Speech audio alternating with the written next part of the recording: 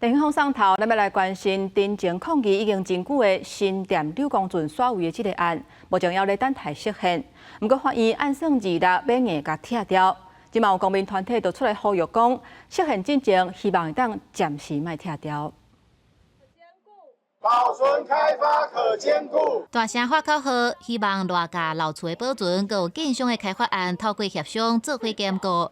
停靠真久的新店柳公圳迫迁案，目前申请释宪，宪法法庭也未做出上尾的决定。不过法院的民事执行搁再来函，会伫2日执行拆除，互当事人真无奈。今天这个迫迁案不仅仅是一户人家的悲剧，其实是对不公制度的控诉哦。 如果将来不幸这房子被拆了这间老屋，更是一场不正义的掠夺跟压迫。请求法院能够撤销6月26号的执行命令，让我们有机会能够保留这个可贵、珍惜的文化资产。公民团体到老厝声援当事人，希望法院撤销执行的命令，并且促请地主重新启动协商。 也认为讲，地主若准备新起主体，要依法捐出一定面积的土地，这片土地会当甲老厝列入去，无需要公拆，会当兼顾地主开发甲老厝的保存。对于我们台湾在这个转型年代不断产生的种种迫迁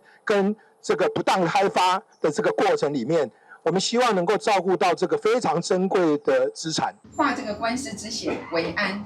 记者会了后，当事人向祖先甲佛祖禀报案件最近的状况，请求神明甲祖先的保庇，守护家园。针对当事人的诉求，法院强调讲，一切依法行政，若是受到相关的诉讼，承办局会依法处理。公司新闻采访报道。